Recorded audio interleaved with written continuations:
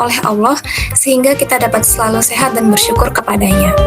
Sebelumnya, perkenalkan, saya Ainun Segarah Mawati yang akan memandu jalannya diskusi syariah pada pagi hari ini. Adapun susunan kegiatan kita pada pagi hari ini yaitu pembukaan, kemudian pembacaan doa, penyampaian materi dan tanya jawab, diskusi terarah, kemudian dokumentasi dan penutup. Untuk mempersingkat waktu, marilah kita buka kegiatan pagi ini dengan membaca Ummul Kitab Al-Fatihah.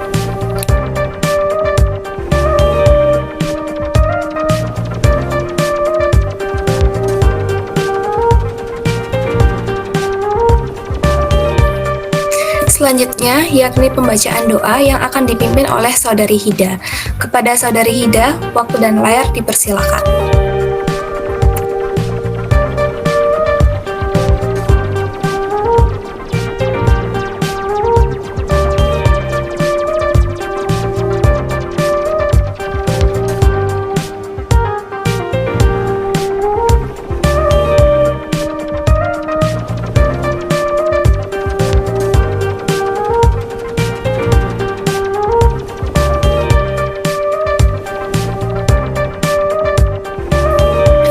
Pembacaan doa yang dipimpin oleh Fadil, kepada Saudara Fadil dipersilakan.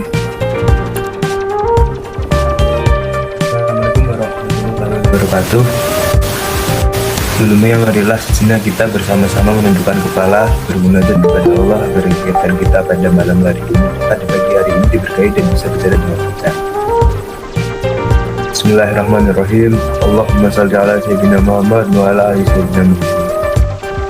Ya Allah ya Rahman, pada pagi hari ini kami hendak menyelenggarakan acara diskusi syariah hukum Islam dengan memohon ridho dan izin. Berkailah semua langkah dan perbuatan kami, dan jadikanlah itu semua nilai ibadah dan nilai ilmu yang bermanfaat kepada kami. Ya Allah ya Wahid, Engkau yang mempersatukan. Kami mohon berkuatlah persatuan di antara kami. Janganlah Engkau biarkan ada perpecahan di antara kami. Kami ingin kuat dalam persatuan itu agar lebih bermanfaat untuk agama, negara, dan bangsa ini. Ya Allah ya Ghafur, Kau yang Maha Pengampun atas segala dosa. Ampunilah dosa kami, dosa orang tua kami, dosa para bapak kami, dosa para pejuangmu, dan dosa para pendahulu kami. Tempatkanlah kami dan mereka semua dalam lindungan rahmat dan amanah. Ya Allah ya Mujib, Kau yang Maha mengabulkan doa, perkenankanlah doa dan permohonan kami. Rabbana atina fid dunya hasanah wa fil akhirati hasanah wa qina adzabannar. Subhana rabbika rabbil izzati amma yasifun. Wassalamualaikum warahmatullahi wabarakatuh. Baiklah, terima kasih. Selanjutnya saya kembalikan kepada MC. Assalamualaikum warahmatullahi wabarakatuh. Waalaikumsalam. Amin amin ya rabbal alamin. Semoga diskusi syariah pada pagi hari ini dapat berjalan lancar hingga penghujung acara nanti. Sebelum kita memasuki acara inti, seluruh peserta diharapkan mengisi pretest yang dibagikan oleh panitia di kolom chat. Adapun waktu pengisian pretest yaitu selama 3 menit sampai dengan pukul 8.53.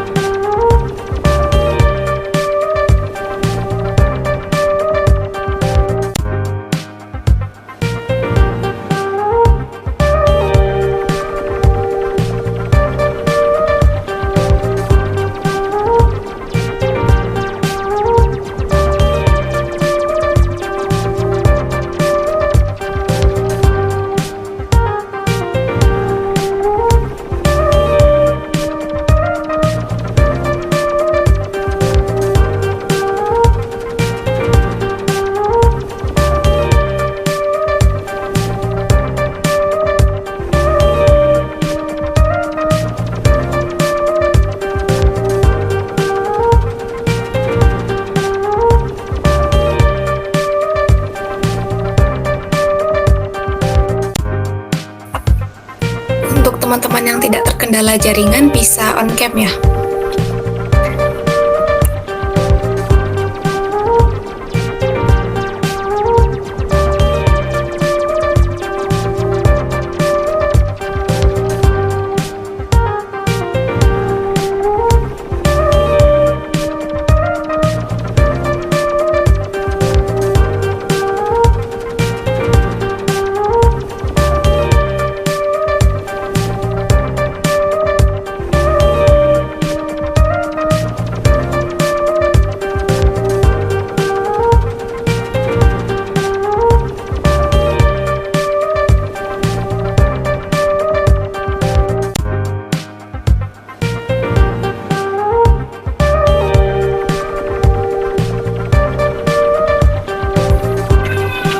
Baiklah, sekarang tibalah kita pada acara inti disyar, yakni penyampaian materi.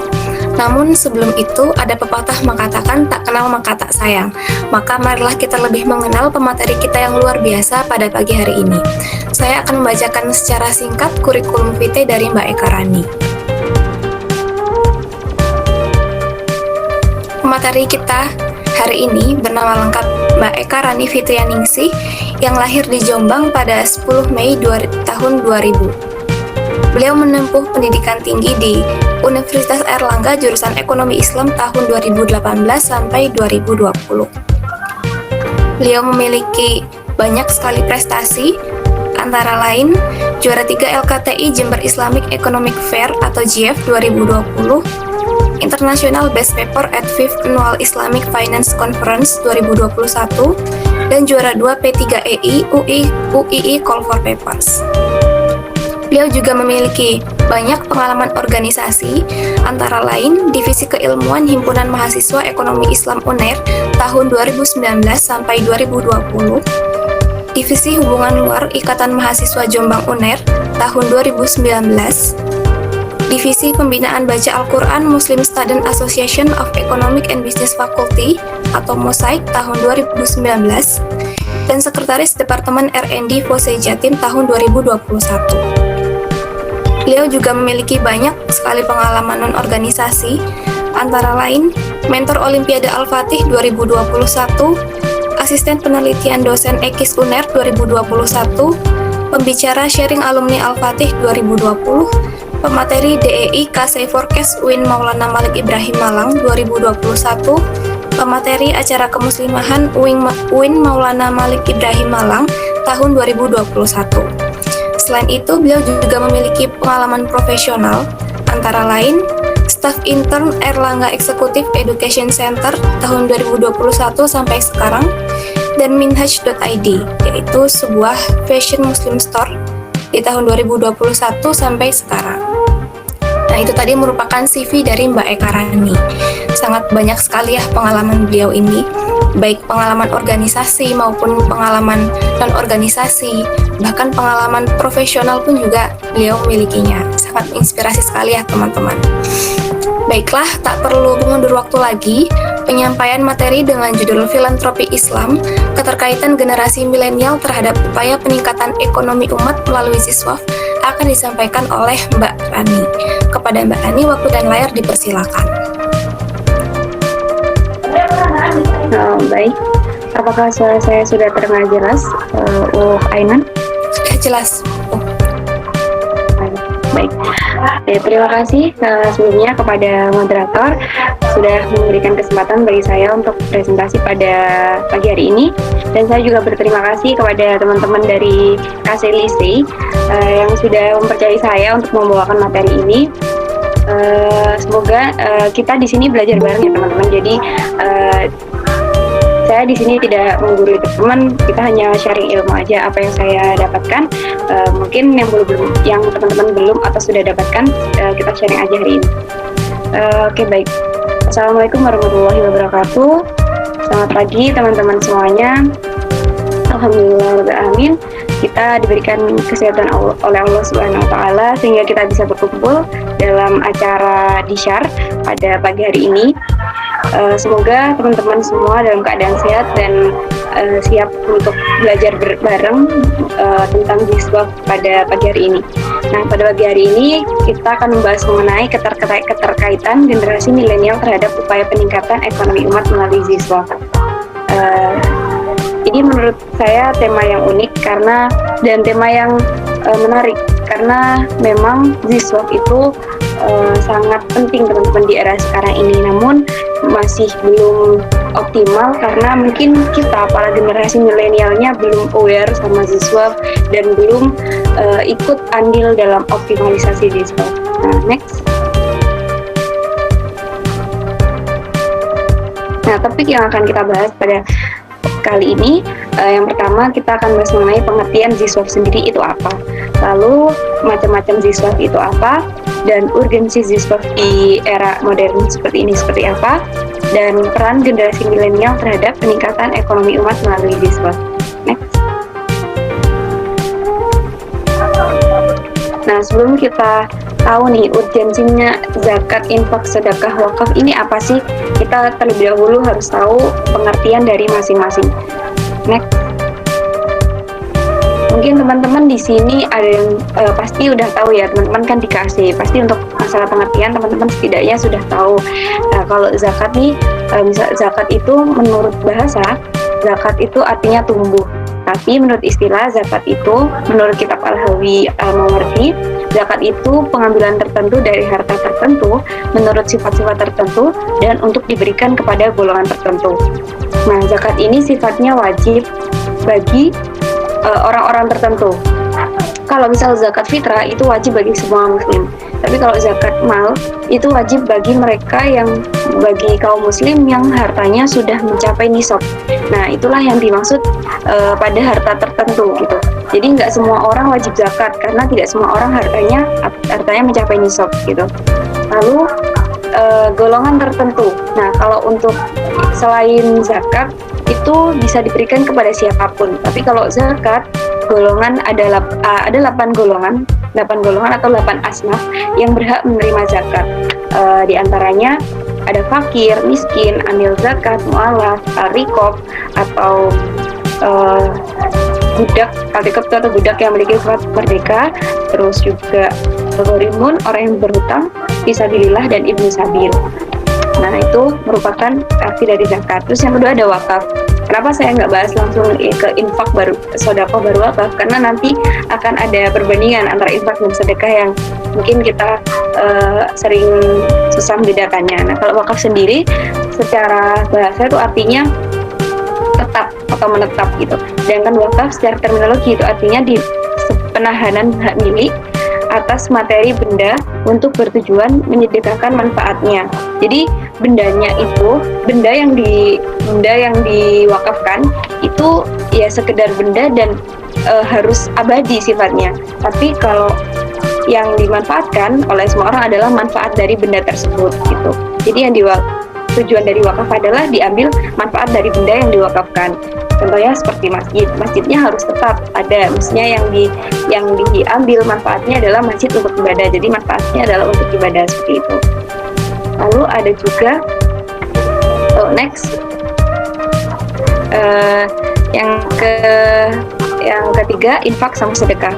Nah, sebenarnya ini hampir sama. Infak itu memberikan suatu harta kita secara material, baik itu kepada orang miskin, bahkan kepada orang kaya, kita berhak gitu, karena infak itu artinya ya memberikan harta kita kepada orang lain gitu.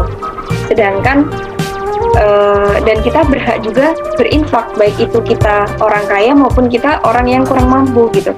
Dalam keadaan sempit maupun lapang, kita tuh diperintahkan Allah untuk berinfak gitu. Jadi infak ini hukumnya adalah sunnah, karena tidak diwajibkan gitu, karena kalau zakat tadi kan wajib karena hartanya sudah mencapai nisab. Sedangkan kalau infak ini karena tidak ada minimum harta tertentu, maka semua orang berhak untuk melakukan infak dan berhak untuk menerima infak. Lalu sedekah. Nah, sebenarnya sedekah ini hampir sama pengertiannya dengan infak, cuman bedanya sedekah itu bisa non material. Jadi makanya ada pepatah, senyum adalah sedekah. Itu benar teman-teman. Kita memberikan kebaikan kepada orang lain itu sudah berarti sedekah dan bisa mendatangkan pahala bagi orang yang melaksanakan sedekahnya.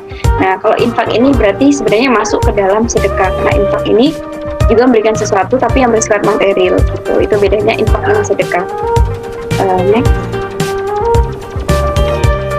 Nah, di sini kita akan bahas macam-macam zakat. Yang pertama, macam-macam zakat lebih dahulu. Zakat sendiri ada dua, secara garis besar ada dua, yaitu zakat nafs, jiwa, yang biasanya kita lakukan adalah zakat fitrah. Terus zakat mal, zakat yang membersihkan harta. Nah, next. Nah, di sini ada macam-macam zakat mal ya. Zakat pertama zakat penghasilan. Zakat penghasilan itu zakat yang dikeluarkan saat penghasilan sudah mencapai nisab dan biasanya menunggu haul gitu. Haul itu satu haul itu maksudnya 1 tahun. Jadi orang yang bekerja dan selama 1 tahun itu hartanya sudah mencapai nisab, maka wajib mengeluarkan zakat. Nah, nisabnya zakat penghasilan ini berapa? Nisabnya zakat penghasilan ini menurut beberapa ulama, nisabnya zakat penghasilan ini 85 gram emas, setara 85 gram emas. Jadi kalau kita misalkan saja nih, kita misalkan emas saat ini harganya 550-an ya. Kira-kira zakat emasnya itu zakat penghasilannya itu harus mengeluarkan zakat penghasilan ketika harta kita sudah mencapai 50 juta. Nah, kan 50 juta ini kan angka yang cukup besar. Nggak mungkin didapatkan langsung dalam waktu 1 bulan gitu. Jadi teman-teman kalau sudah 1 tahun dan sudah berpenghasilan, teman-teman hitung penghasilannya itu 1 bulannya berapa. Misal 1 bulannya 5 juta, berarti nunggu 10 bulan. Setelah 10 bulan itu berarti teman-teman sudah wajib mengeluarkan zakat sebesar 2,5% dari 50 juta tersebut gitu. Kalau teman-teman nggak mau memberatkan teman-teman langsung secara setahun, teman-teman bisa nyicil. Perbulannya berarti teman-teman kira-kira harus zakat berapa gitu. Itu zakat penghasilan. Lalu yang kedua ada zakat tanian. Zakat tanian itu zakat yang dikeluarkan saat panen hasil pertanian. Nah, ini juga menunggu nisab teman-teman, karena kan ada beberapa petani yang punya sawah yang luas, sekali panen bisa langsung mencapai nisab. Tapi ada juga petani yang sawahnya tuh nggak terlalu luas, jadi sekali panen itu belum mencapai nisab. Maka kapan zakat itu harus dilakukan? Ya ketika ditambah panen kedua. Jadi ntar hasil panen 1 dan panen kedua itu apakah sudah mencapai nisab? Ya sudah, berarti nanti zakatnya setelah panen kedua gitu. Nah, berapa sih nisabnya zakat pertanian ini? Nisabnya itu setara dengan 550 wasak. Nah, 550 wasak itu setara, kalau di kilogramin itu setara 750 kilogram. Ya, setara 750 kilograman. Nah, di situ ketika panen sudah mencapai nisab, maka wajib mengeluarkan zakat sebesar. Nah, sebesar ini juga ada dua macam. Kalau teman-teman pakai saluran air sendiri, maksudnya saluran airnya itu dari kayak desal atau sebagainya, berarti teman-teman cuma zakatkan 5%. Sedangkan kalau pure airnya itu berasal dari air hujan, maka wajib zakat 10% gitu. Jadi nisab. Nah, untuk perhitungannya sendiri sebenarnya banyak teman-teman. Cuman untuk pada kali ini tidak bisa secara rinci saya menjelaskan tentang hitungan karena takutnya nanti waktunya juga tidak cukup gitu. Lalu yang ketiga ada zakat perniagaan. Zakat perniagaan itu zakat yang dikeluarkan dari harta niaga. Nah, harta niaga ini apa teman-teman? Harta niaga ini harta yang berarti diperjualbelikan. Jadi misal ada toko alat tulis.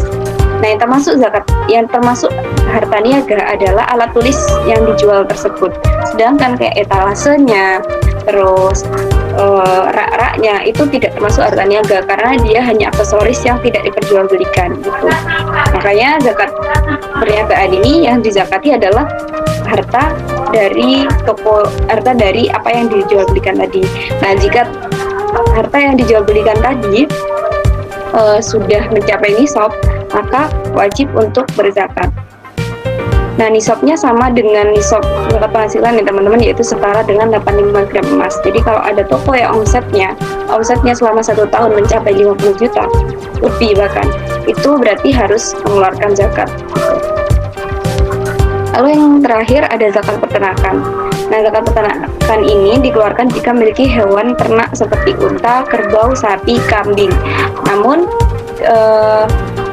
yang dimaksud hewan ternak yang wajib dizakati adalah hewan ternak yang memang sengaja digembalakan untuk diambil manfaatnya atau untuk diambil untungnya, misal diperjualbelikan gitu. Jadi misal ada sapi, tapi digunakan oleh orangnya untuk digunakan oleh pemiliknya untuk membajak sawah. Nah, itu tidak wajib dizakati karena dia digunakan untuk bekerja. Sedangkan untuk misal mereka mengembala kambing, sapi, tujuannya nantinya bakal dijual, entah dijual susunya atau dagingnya gitu. Berarti yang itulah hewan-hewannya seperti itulah yang wajib dizakati. Nah, ini perhitungannya malah banyak teman-teman kalau untuk zakat peternakan. Kayak misal kalau punya 3 sapi itu harus zakat berapa. Nah, itu tuh ada semua ini perhitungan zakat gitu. Next. Nah, jenis-jenis infak sama sedekah. Sebenarnya kan kalau kita yang kita tahu infak tadi kan infak sama sedekah hukumnya sangat sunnah ya. Tapi ternyata ada beberapa infak yang hukumnya tuh wajib. Misal infak nazar. Infak nazar berarti kalau misal gini teman-teman bilang gini, nanti kalau IPK-ku segini aku akan infak ke yayasan ini berapa. Nah, itu berarti harus ditunaikan karena teman-teman sudah nazar. Ada juga yang infak juga wajib, yaitu nafkah dari suami kepada istri. Karena itu sudah tanggung jawab, maka infak yang diberikan suami kepada istri atau nafkah tadi itu hukumnya wajib. Lalu yang kedua ada sunnah. Sunnah ya yang seperti teman-teman yang kita tahu semuanya, ya infak ke masjid, ke kota amal, ke memberikan ke pengemis, terus ke pengamen, itu hukumnya sunnah gitu. Sedangkan yang mubah ini infak untuk kepentingan bisnis yang berpotensi memberikan keuntungan untuk yang infak. Jadi misal kita punya adik, kita nanti sudah dewasa punya adik yang pengen punya saudara yang pengen membuka bisnis gitu. Terus kita tuh berinfak ke dia, memberikan dia modal gitu. Sebenarnya kita nggak mengharap untung, cuman ada berpotensi kita mendapat keuntungan karena saudara yang kita bantu tersebut ketika dia untung memberikan kepada kita gitu. Jadi itu hukumnya mubah, jadi nggak diharamkan. Next.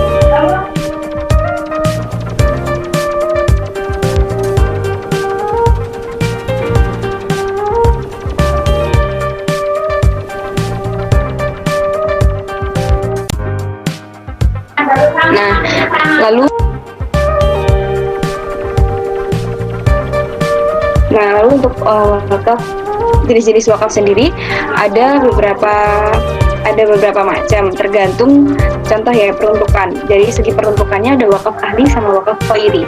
Nah, wakaf ahli ini wakaf yang memang ditujukan hanya untuk kerabat, kepentingan kerabat. Jadi misal kayak wakaf musola, tapi musola ini tuh cuma untuk kerabat-kerabatnya saja, bukan untuk orang umum gitu kan. Ada ya teman-teman, di beberapa daerah itu biasanya juga ada musola, tapi musola ini untuk satu kerabatnya aja gitu, nggak untuk umum. Ada juga wakaf khairi. Nah, wakaf khairi ini diperuntukkan untuk agama dan masyarakat.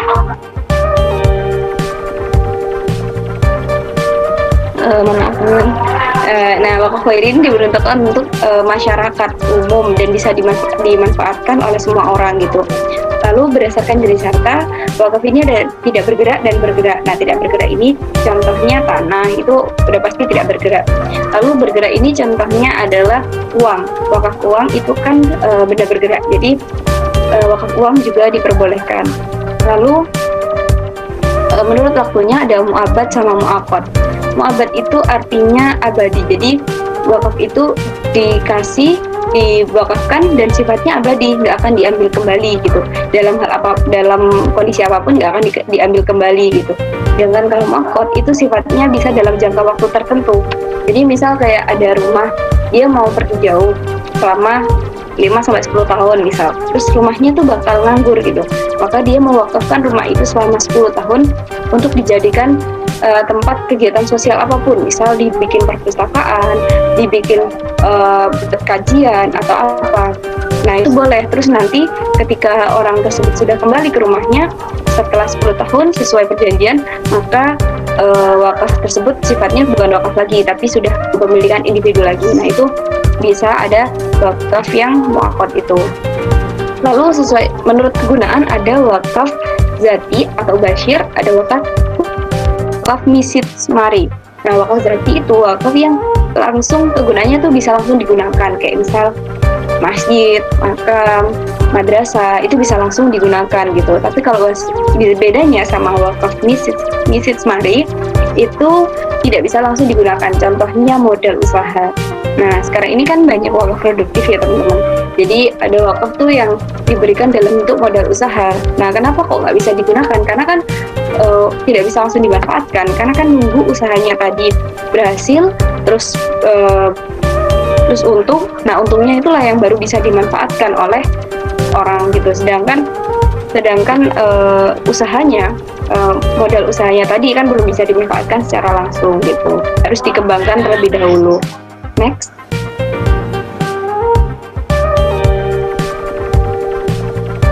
Nah, setelah kita tahu pengertian dan macam-macamnya ziswaf, sekarang kita perlu mempelajari kenapa sih kok ziswaf itu penting di era sekarang, dan apa saja gitu peran dari ziswaf itu di era sekarang, urgensinya apa. Nah, next.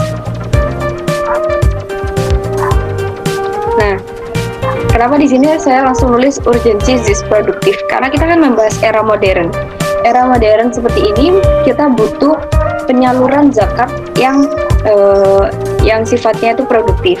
Nah, dari 4 ini sebenarnya masih banyak sih contoh zakat produktif. Dari 4 ini kita sudah mengetahui bahwa ziswaf itu zis itu penting gitu. Yang pertama dari modal usaha untuk modal usaha bergulir. Jadi mustahik modal usaha bergulir itu maksudnya gini, mustahik dipinjami modal oleh LAS. Jadi anggap saja nama lembaganya LAS. Mustahik dipinjami modal oleh LAS, terus mereka mendampingi LAS tersebut, yang jelas mendampingi mustahik tersebut untuk mengembangkan model bisnisnya dan agar tidak sampai terjadi kerugian dan sebagainya.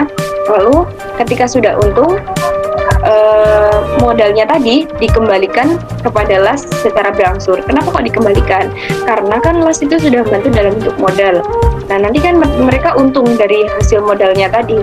Nah untungnya itulah yang diberikan kepada mereka gitu.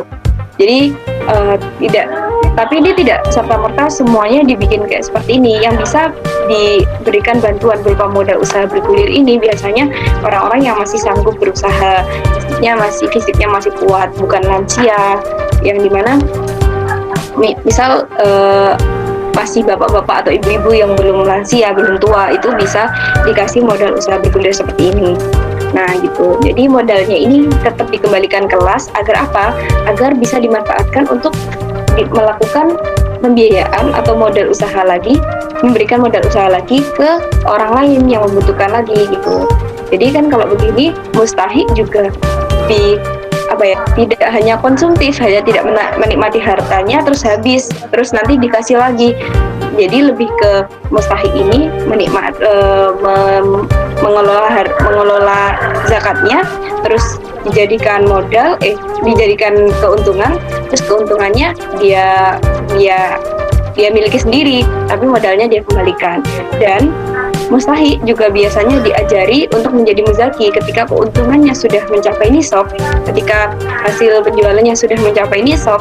Nantinya mustahik yang tadinya diberi zakat, dia biasanya akan dipandu atau didampingi oleh LAS untuk belajar menjadi muzaki dengan menyisihkan hartanya 2,5%, yang nantinya harta 2,5% itu juga akan diberikan ke LAS tersebut gitu. Jadi yang tadinya mustahik bisa diangkat derajatnya menjadi seorang muzaki. Oleh karena itu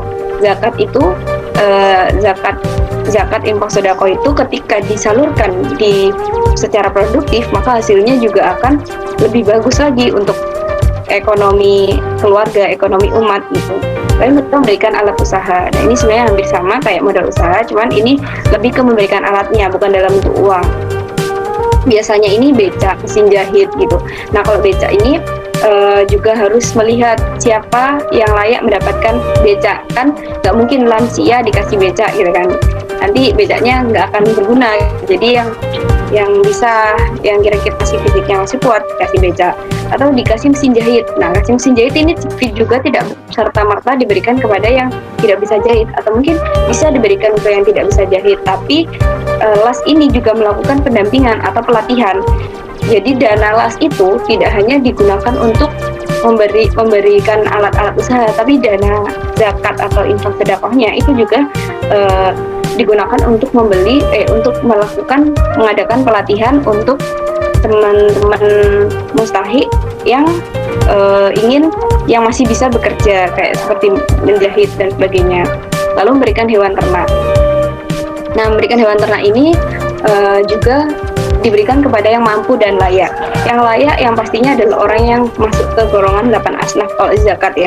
Kalau infak sedekah bebas, tapi kalau zakat itu diberikan ke yang masuk golongan 8 asnaf. Nah, yang mampu, maksud dari mampu di sini adalah misal di rumahnya tuh sudah ada kandang atau masih bisa dibangun kandangnya. Nah, berarti dia mampu untuk merawat hewan ternak gitu. Sedangkan kalau misal ada rumah yang tidak bisa dibangun kandang karena lahannya mepet, nah berarti dia tidak mampu untuk diberikan las berupa untuk diberikan zakat berupa hewan ternak. Lalu yang terakhir, pentingnya ZIS ini juga untuk beasiswa. Nah, sekarang sudah banyak ya teman-teman lembaga zakat yang memberikan beasiswa kepada para siswa atau para anak-anak yang ingin melanjutkan sekolah gitu. Ada yang beasiswa ke SMA, ada juga bahkan yang beasiswa di universitas gitu. Nah, kenapa penting beasiswa ini dan kenapa zakat itu penting buat beasiswa? Karena pendidikan itu merupakan investasi masa depan. Kalau semakin tinggi pendidikan seorang anak, maka nantinya juga dia akan lebih mudah untuk mengangkat derajat ekonomi keluarga mereka gitu. Makanya ekonomi umat bisa dibangun dari adanya siswa untuk beasiswa tersebut. Next.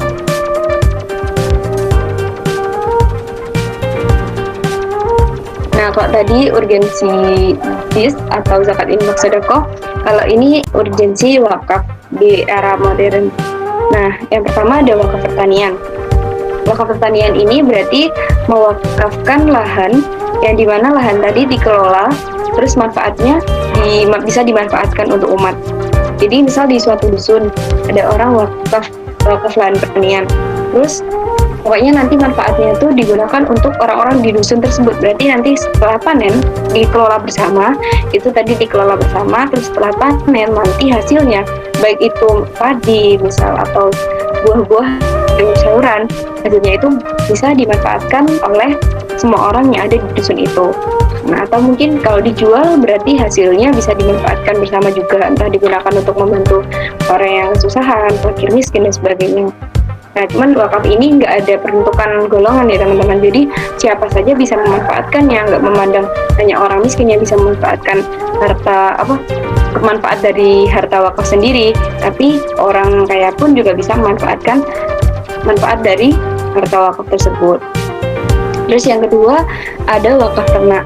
Nah, wakaf ternak itu sebenarnya hampir sama kayak zakat ya, cuman bedanya adalah kalau zakat tadi kan hanya untuk kalau zakat tadi kan diperuntukkan untuk satu orang, yang memelihara juga satu orang. Kalau wakaf ternak ini biasanya manfaatnya juga akan lebih banyak gitu, untuk lebih banyak orang. Misal ada orang wakaf ternak di pesantren. Kan sekarang saya pernah menemui kasus ada suatu las itu melakukan wakaf ternak ke pesantren. Jadi nanti wakaf ternak itu dikelola oleh santri, ternaknya dikelola santri, dijaga, dirawat. Setelah siap untuk dipanen atau dijual, maka ternak tadi dijual dan keuntungannya akan digunakan untuk operasional pesantren, digunakan untuk santri juga, digunakan untuk santri-santri yang membutuhkan, atau mungkin juga digunakan untuk mendukung proses belajar mengajar di pesantren gitu. Tapi karena harus ada di wakaf itu itunya, hartanya harus abadi, maka tidak semuanya setelah dijual, misal kambing, 10 kambing dijual, tidak semuanya digunakan untuk operasional pesantren, tapi nanti dibelikan kambing lagi 10 juga, tapi kan pasti ada untung sebelumnya. Nah, untung sebelumnya itulah yang diberikan untuk operasional pesantren. Terus ada wakaf saluran air. Sebenarnya ini sudah pernah ya di zamannya sahabat Nabi, yaitu wakaf sumur. Cuman yang dimaksud di sini wakaf saluran air agar produktif di era sekarang, misalnya kan ada tempat-tempat yang memang kekurangan air, sumber air untuk bercocok tanam gitu. Jadi tujuan dari wakaf saluran air ini bangun di daerah krisis air biar tidak hanya dimanfaatkan sebagai konsumtif, yaitu diminum, dibuat mandi dan sebagainya, tapi juga bisa juga digunakan untuk melakukan bercocok tanam gitu. Lalu yang ketiga ada wakaf kesehatan. Nah, wakaf kesehatan ini sudah banyak teman-teman, ternyata banyak rumah sakit yang merupakan wakaf. Dan kalau lebih banyak lagi sebenarnya di Malaysia yang saya tahu itu banyak sekali rumah sakit yang berdasarkan dari wakaf gitu. Dan ada juga wakaf alat kesehatan. Nah, kalau teman-teman masih ingat tahun 2020, pokoknya lagi kejar-kejarnya COVID, rumah sakit kan banyak kekurangan alat kesehatan waktu itu. Nah, POSEI Nasional waktu itu mengadakan wakaf uang untuk membeli alat kesehatan untuk rumah sakit yang kekurangan alat kesehatan tersebut. Nah, kalau waktu itu teman-teman ingat atau bahkan teman-teman berkontribusi dalam men-share informasinya, atau bahkan ada teman-teman yang sudah melakukan wakaf uang di POSEI Nasional waktu itu, berarti teman-teman sudah ikut serta dalam wakaf uang gitu, wakaf uang untuk kesehatan. Jadi wakaf kesehatan itu nantinya akan dijadikan alat kesehatan atau rumah sakit gitu. Terus ada wakaf pendidikan. Wakaf pendidikan itu sebenarnya dibilang konsumtif juga. Iya, karena kan dulu kan wakaf itu cuma 3M, madrasah, makan, sama masjid gitu. Nah, tapi sebenarnya wakaf pendidikan itu tidak hanya sekedar untuk membangun sekolah atau universitas gitu. Jadi kalau dulu kan kebanyakan membangun sekolah gitu ya. Kalau sekarang wakaf pendidikan itu bisa digunakan untuk membangun universitas atau juga bisa digunakan untuk perpustakaan gitu. Yang dimana tersebut bisa membantu anak-anak yang ada di sekitar wakaf tersebut bisa merasakan pendidikan dengan mudah gitu. Ada manfaat yang dirasakan oleh teman-teman yang ingin belajar di pendidikan yang tempat wakaf tersebut. Terus ada wakaf retail. Wakaf retail ini sebenarnya mirip sama wakaf retail itu kayak misal gini. Contoh, mewakafkan toko untuk kegiatan perdagangan, keuntungannya dimanfaatkan masyarakat. Contoh ada masjid. Nah, di sebelah masjid itu rencananya dibangun toko yang merupakan toko tersebut adalah wakaf dari orang lain. Saya mewakafkan toko di sebelah masjid tersebut. Nah, tujuannya nanti hasil dari penjualan wakaf di toko tersebut akan digunakan untuk operasional masjid atau akan dimanfaatkan masyarakat. Kan nanti disumbangkan ke masjid hasilnya, hasilnya dari wakaf toko tadi disumbangkan ke masjid, terus dana yang ada di masjid itu bisa diberikan kepada masyarakat gitu yang membutuhkan, atau mungkin masyarakat yang masyarakat yang memang butuh dari dana tersebut gitu. Nah, itu tadi contoh wakaf retail. Next. Nah, sebelum kita masuk ke topik selanjutnya, kita dapat menyimpulkan bahwa adanya jenis penyaluran seperti zakat, infak, sedekah, wakaf yang produktif di era modern seperti ini, maka penting akan meningkatkan kesejahteraan umat melalui penyaluran yang tepat tersebut. Next. Nah, setelah kita mengetahui pengertian zakat, pengertian ziswaf, macam-macam, dan juga pentingnya ziswaf di era sekarang ini, apa sih yang bisa kita lakukan sebagai milenial untuk mengoptimalisasikan ziswaf itu sendiri? Next. Nah, kita lihat dulu potensi milenial sebagai muzaki. Berarti kita sebagai peran utama nih dalam zakat, dalam pengembangan optimalisasi Ziswaf ini. Jadi menurut data KPU, ini data KPU ya teman-teman. Jadi kan kalau KPU itu kan berarti pemilihan umum. Nah, berarti tidak semua warga Indonesia nih yang milenial tercatat dalam ini. Menurut data KPU aja nih, jumlah milenial ini mencapai 70 hingga 80 juta dari sekitar 193 juta tahun 2019. Ini masih tahun 2019. Nah, kalau kita asumsikan saja nih 10%-nya itu muslim dan punya penghasilan yang mencapai nisab. Berarti 10% dari 80 juta adalah 8 juta. Kita asumsikan 8 juta saja milenial yang penghasilannya tuh sudah mencapai nisab setiap tahunnya. Maka potensi zakatnya sekitar 10 triliun. Nah, itu di tahun 2019 baru 10%. Belum lagi padahal muslim sudah banyak gitu. Lalu mohon maaf, apakah PPT-nya ganti?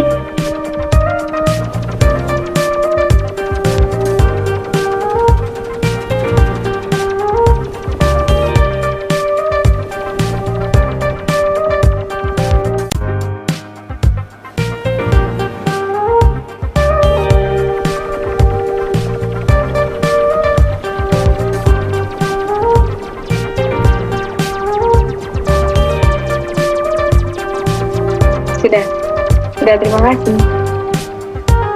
Nah, dari sini 10 triliun itu bukan angka yang kecil teman-teman. Cuman kalau misal 2022 pasti akan lebih banyak lagi milenial yang potensinya luar biasa lah intinya. Nah, tapi bagaimana cara kita merealisasikannya? Ini kan hanya potensi ya, 10 triliun ini hanya potensi. Tapi realitanya masih optimalisasi zakat itu masih kurang gitu. Nah, makanya kita sebagai milenial nanti ketika sudah punya penghasilan, kita harus tahu nih cara menghitung zakat penghasilan seperti apa, dan wajib juga melaksanakan zakat penghasilan tersebut. Karena kita sudah tahu ilmunya, maka kita harus melakukan zakat ketika kita sudah berpenghasilan gitu dan sudah mencapai nisab. Next. Nah, kalau tadi adalah kewajiban bagi kita para milenial yang sudah berpenghasilan. Nah, yang belum berpenghasilan, apa yang bisa kita lakukan? Nah, seperti teman-teman di sini yang sedang belajar sebagai pelajar atau mahasiswa, teman-teman wajib mempelajari lebih dalam mengenai literasi Ziswaf. Nah, secara tidak langsung teman-teman yang hadir pada pagi hari ini, teman-teman sudah melakukan teman-teman merupakan penggerak Ziswaf juga loh secara tidak langsung, karena teman-teman mau dan mampu mempelajari lebih dalam mengenai Ziswaf pada hari ini. Nah, setelah kita belajar mengenai Ziswaf, apa yang bisa kita lakukan? Kita bisa sebagai pendakwah, yaitu mendakwakan Ziswaf kepada masyarakat melalui berbagai platform. Nah, contoh seperti saya kan sudah lulus, baru lulus bulan Juni kemarin. Berarti saya bukan pelajar lagi. Lalu apa yang bisa saya lakukan sebagai milenial untuk menggerakkan Ziswaf atau mengoptimalisasikan Ziswaf? Maka yang bisa saya lakukan saat ini adalah mendakwakan Ziswaf. Dengan saya sebenarnya kemarin tuh sebenarnya hari ini saya ada acara lain, cuman saya undur acaranya karena saya merasa bahwa tema hari ini tuh menarik dan saya wajib saya tidak enak untuk menolaknya, karena saya punya beban bahwa saya harus menyampaikan tentang Ziswaf ini gitu ke apa yang saya dapatkan gitu, sehingga teman-teman nantinya juga bisa begitu, tidak hanya lewat kajian saja teman-teman kalau misal suka editing, bikin poster atau kalau kita sekarang ini suka meme lucu gitu ya. Nah, itu bisa tuh digunakan untuk media untuk menggerakkan Ziswaf ini. Terus bisa juga nih dari video yang suka editing video, suka bikin videografi, itu bisa digunakan untuk platform untuk mengajak orang-orang untuk Ziswaf dengan cara yang seru gitu, untuk melakukan Ziswaf dengan cara yang seru. Lalu selain sebagai pendakwah, teman-teman juga bisa sebagai amil atau nazir. Nah, ikut andil dalam lembaga pengelolaan Ziswaf itu bisa macam-macam. Kalau teman-teman masih mahasiswa itu bisa jadi volunteer atau bisa magang di tempat-tempat lembaga Ziswaf gitu. Sedangkan kalau mungkin sudah lulus bisa bekerja juga, bisa bekerja di lembaga Ziswaf gitu. Namun sebenarnya lembaga Ziswaf itu, orang yang bisa mengelola Ziswaf itu sebenarnya tidak hanya bisa di lembaga Ziswaf gitu. Tidak hanya boleh dilakukan di lembaga Ziswaf. Teman-teman bisa juga menjadi penggerak masjid. Maksudnya penggerak masjid ini gimana? Jadi sebenarnya dulu itu kan seluruh ekonomi, seluruh kegiatan ekonomi itu kan dilakukan di masjid ya dulu itu. Nah, sebenarnya sekarang juga bisa masjid itu dijadikan tempat seperti las, bisa menerima zakat, bisa menyalurkan zakat secara produktif. Cuman SDM dari masjid tersebut, SDM dari masjid-masjid di Indonesia ini masih didominasi oleh orang-orang yang sudah tua, orang-orang yang sudah sepuh gitu ya. Jadi kalau teman-teman ingin mengoptimalisasikan Ziswaf, teman-teman bisa jadi pemuda masjid, teman-teman bisa jadi pengurus masjid, yang dimana menjadikan masjid tersebut bisa mengelola dana masjid atau dana masyarakat, yang amal-amal yang diberikan oleh masyarakat itu menjadi sesuatu yang produktif gitu, dan sehingga masjid tersebut bisa bermanfaat untuk seenggaknya untuk umat atau untuk orang-orang yang berada di sekitar masjid gitu.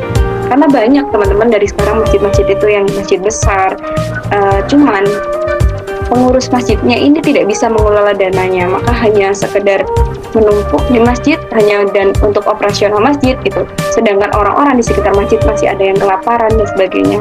Maka teman-teman di sini bisa, apalagi teman-teman yang ikhwan ya, kalau biasanya pengurus masjid itu kebanyakan dari teman-teman yang ikhwan gitu. Teman-teman ikhwan ini bisa banget menjadi tombaknya masjid di setiap masjid-masjid yang dekat dengan daerah teman-teman sendiri gitu. Next. Kayaknya udah habis. Ya ini bukan closing statement sih teman-teman, karena nanti masih ada closing statement di akhir. Cuman yang bisa saya sampaikan adalah saya sendiri juga milenial, teman-teman milenial, kata orang perubahan besar itu kan tidak bisa dicapai dengan cara duduk diam.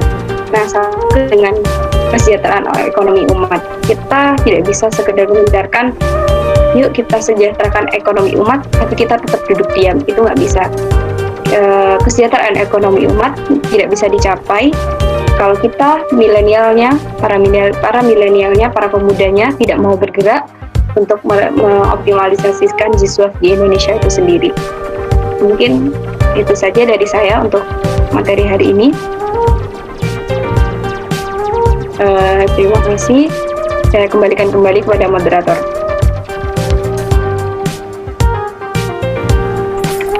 Alhamdulillah, terima kasih banyak Mbak Eka Rani atas penyampaian materinya. Sangat luar biasa sekali ya teman-teman. Jadi perlu di-highlight di kalimat terakhir tadi, bahwa perubahan besar itu tidak bisa terjadi kalau kita hanya duduk diam. Terus kita sebagai milenial bisa apa? Nah, seperti yang sudah dijelaskan Mbak Rani tadi, kita bisa dengan cara mempelajari Ziswaf, kemudian menjadi penggerak masjid dan lain sebagainya. Seperti itu ya. Jadi dengan seperti itu kita turut berkontribusi untuk pengembangan Ziswaf, dan dengan berkembangnya Ziswaf ini kita juga bisa membantu meningkatkan kesejahteraan umat. Baiklah, sekarang kita akan memasuki sesi tanya jawab. Bagi peserta yang memiliki pertanyaan, silakan ditulis di kolom chat dengan format tanya _nama _asal instansi _pertanyaan. Atau teman-teman juga bisa menggunakan fitur raise hand. Kemudian saat dipersilakan moderator, maka dapat menyalakan mic-nya untuk bertanya secara langsung kepada Mbak Rani. Silakan jika teman-teman memiliki pertanyaan.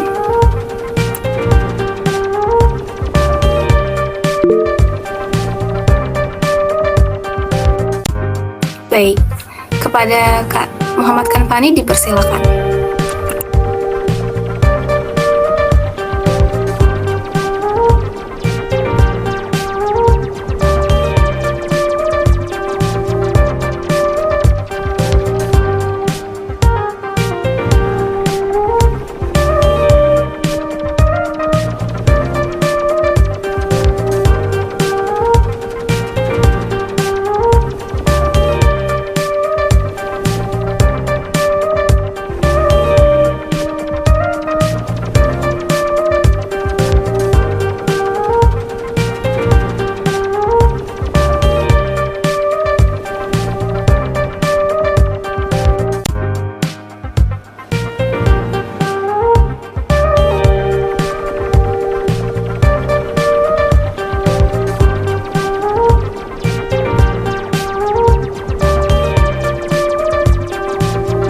kasih pertanyaannya kepada Mbak Rani, bisa dipersilakan untuk menjawab.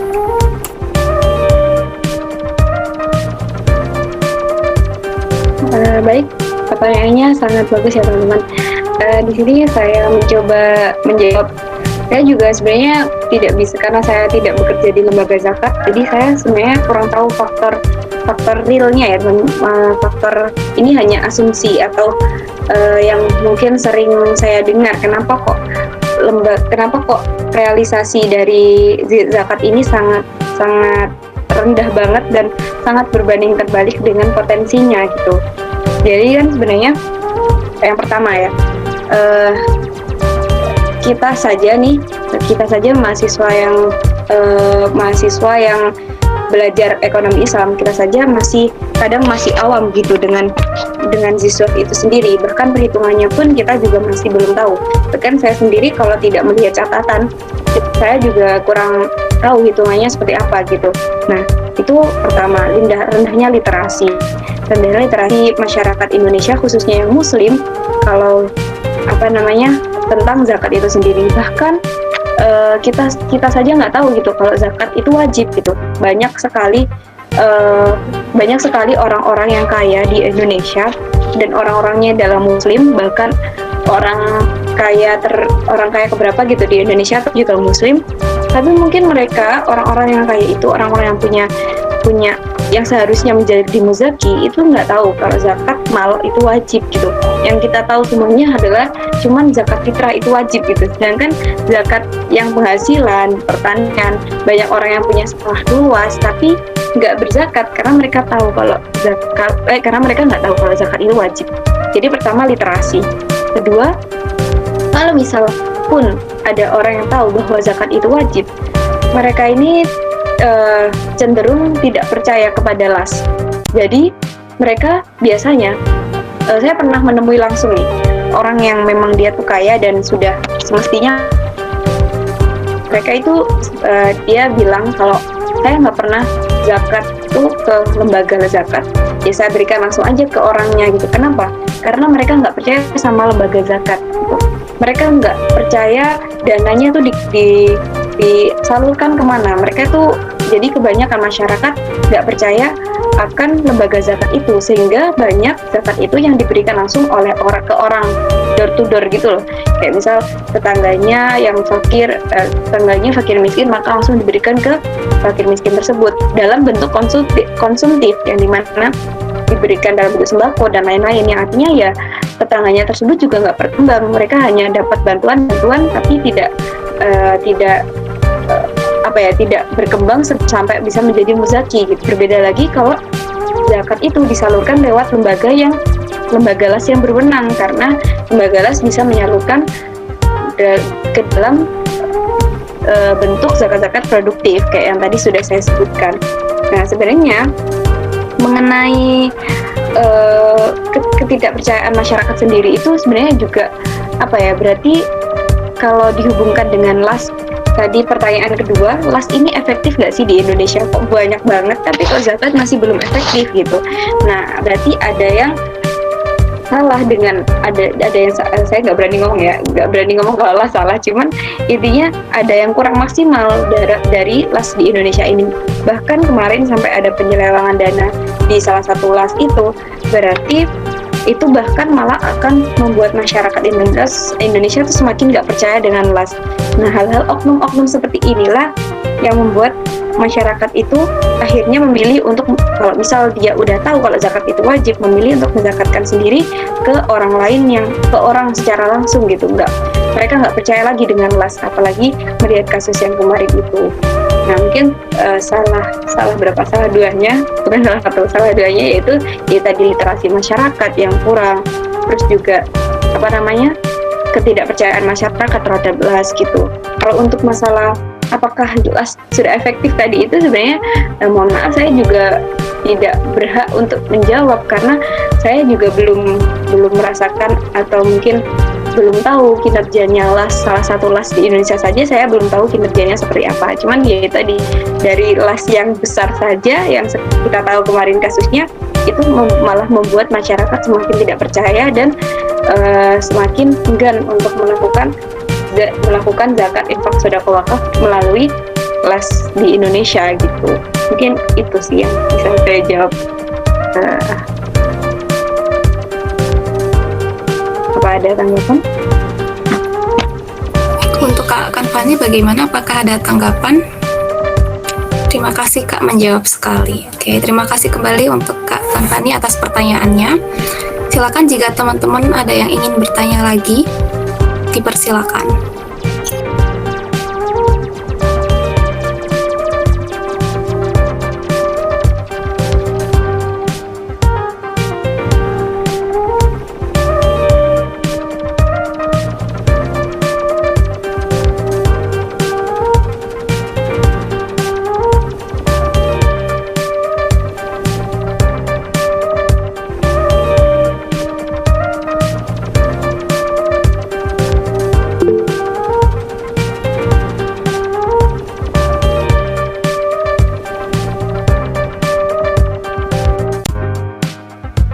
Oke, ini sudah ada satu pertanyaan yang masuk ya Kak, dari Kak Anissa Puspita dari UM. Izin bertanya Kak, menurut Kakak, jika generasi milenial melek Ziswaf, apakah bisa membantu industri syariah di Indonesia? Dan selama ini menurut pandangan Kakak, generasi milenial Indonesia apakah sudah melek Ziswaf atau bagaimana Kak? Terima kasih. Oke, kepada Kak Rani, dipersilakan. Kalau boleh tahu, sebelumnya industri syariah yang dimaksud itu apakah seperti industri fashion, terus industri pariwisata, industri yang seperti itu, atau bagaimana? Apakah bisa memberikan jawaban, Wanisa? Bebas Kak, ya. Oke, paham. Jadi sebenarnya kalau dikorelasikan, ya izin jawab ya, Ainun. Jadi sebenarnya yang bisa dikorelasikan antara Ziswaf dengan industri syariah ini bisa, cuman agak jauh ya korelasinya tuh, bisa disambungkan tapi korelasinya agak cukup jauh. Nah, misal gini, kenapa misal Ziswaf itu ketika Ziswaf itu berkembang pesat, apakah juga akan bisa mengaruhi industri syariah berkembang pesat? Bisa, kalau runtutannya seperti ini. Mustahik tadi diberikan yang tadi ya produktif, mustahik diberikan bantuan berupa zakat produktif. Lalu mereka membuat usahanya ternyata membuat usahanya dan usahanya berhasil.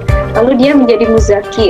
Nah, maka dia akan membantu orang lain juga untuk seperti itu kan, untuk lalu dia akhirnya juga zakat bilas. Nah, las tersebut memberikan bantuan juga kepada orang lain, hal yang seperti itu. Kalau semuanya diberikan seperti itu, modal usaha seperti itu, nah usaha itu kan macam-macam ya. Ternyata ada juga nih mustahi yang dibantu dan dia memiliki bisnis yang sesuai dengan industri syariah. Misal bisnis fashion muslim, terus misal bisnis dia membuat bisnis makanan halal gitu. Terus atau mungkin UMKM dia buat UMKM yang juga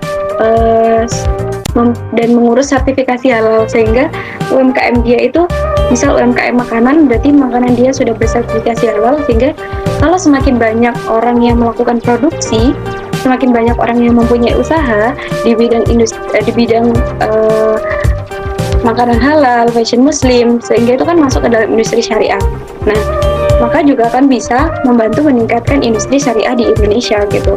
Karena semakin banyak muzaki, harusnya ya semakin banyak produksi. Kenapa kok kemiskinan itu terjadi kan? Karena juga minimnya produksi, minimnya orang yang melakukan produksi di Indonesia. Nah, ketika makanya mustahik dibantu secara produktif, sehingga dia bisa melakukan kegiatan ekonomi dan bisa berproduksi, maka produksi itu bisa meningkatkan ekonomi dia, dan juga bisa meningkatkan industri syariah di Indonesia kalau dia produksinya itu dalam bidang industri syariah ya, seperti tadi fashion dan lain-lain. Lalu kalau ditanya mengenai pandangan saya mengenai apakah milenial itu sudah melek Ziswaf, itu bagaimana? Kalau saya sendiri melihat bahwa milenial di Indonesia, kita bisa lihat sebenarnya dari teman-teman yang ada di jurusan yang fokus terhadap perkembangan ekonomi syariah, atau walaupun bukan di jurusan ekonomi syariah tapi mereka ikut di keorganisasian yang tentang membahas tentang ekonomi syariah, atau juga mereka bisa ikut komunitas volunteer mengenai kayak penyaluran bantuan dan sebagainya itu. Nah, saya tidak bisa menilai secara keseluruhan satu Indonesia ya teman-teman milenial itu apakah sudah melek Ziswaf. Tapi kalau kita lihat dari jumlah teman-teman ekonomi syariah, jumlah teman-teman yang mendukung ekonomi syariah, seharusnya teman-teman milenial juga sudah banyak yang melek Ziswaf gitu. Tapi kan juga menurut saya itu masih minoritas gitu.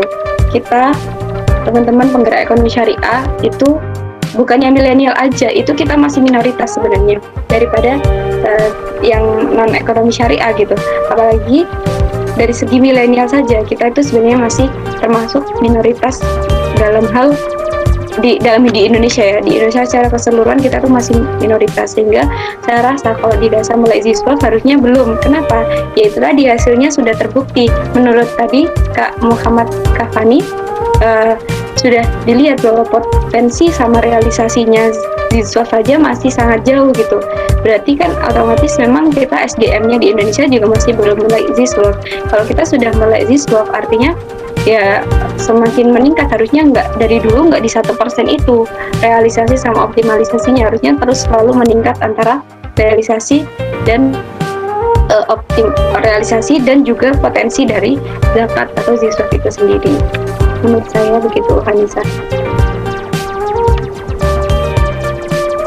Baik, terima kasih Kak Rani atas jawabannya. Untuk Kak Anissa, apakah ada tanggapan dari jawaban yang sudah disampaikan? Baik, terima kasih banyak Kak, sukses selalu katanya. Terima kasih kembali Kak Anissa atas pertanyaannya. Dipersilakan untuk teman-teman peserta yang lain jika ingin bertanya, bisa ditulis di kolom chat dengan format tanya _nama _asal instansi _pertanyaan, atau bisa juga menggunakan fitur raise hand. Saya ingatkan ya bahwa peserta teraktif pada kajian hari ini akan mendapatkan door prize. Jadi teman-teman bisa aktif bertanya ya, siapa tahu hari ini beruntung nih bisa mendapatkan door prize. Lumayan nih door prize-nya berupa saldo OVO. Jadi silakan jika teman-teman memiliki pertanyaan.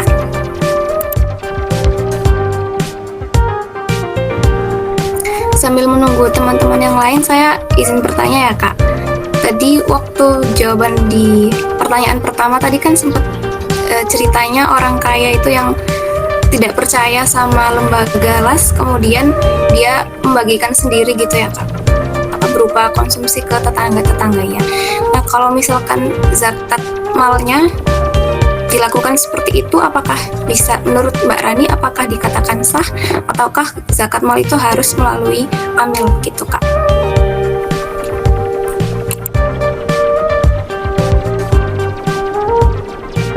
Baik, jadi kalau dikatakan sah sebenarnya begini, kan yang penting kan zakat kan artinya memberikan harta sesuai dengan perhitungannya.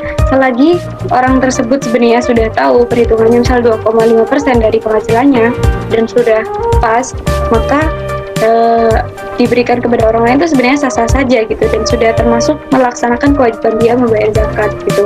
Cuman dulu kan di masa Rasulullah juga ada amil kan ya, di masa Rasulullah juga ada amil gitu. Jadi sebenarnya dianjurkannya oleh Rasulullah dari dulu juga zakat itu dibayarkannya melalui amil. Biar apa? Biar perhitungannya mungkin tidak salah, atau mungkin nanti biar penyalurannya juga tidak salah sasaran. Kan bisa jadi tuh kan dikatakan sah kan ketika 8 golongan kan, yang diberikan adalah 8 golongan, fakir, miskin, dan lain-lain itu. Nah, ketika bisa jadi nih dia diberikan ke tetangganya, ternyata tetangganya itu misal nggak masuk ke 8 golongan asnaf itu, kan jadinya bisa jadi tidak sah gitu. Nah, kalau misal dia tadi, orang yang bertemu saya tadi itu memberikannya kepada golongannya sudah benar, perhitungannya sudah benar, sebenarnya itu sudah dikatakan sah gitu. Tapi alangkah lebih baiknya juga diberikan langsung kepada amil gitu. Karena juga kan itu sudah dicontohkan juga di masa Rasulullah adanya amil gitu. Maka lebih baik jika memberikan zakat itu kepada amil gitu. Itu Haini. Ya, baik Mbak, terima kasih jawabannya sudah sangat jelas. Silakan jika teman-teman peserta yang lain bisa bertanya jika memiliki pertanyaan.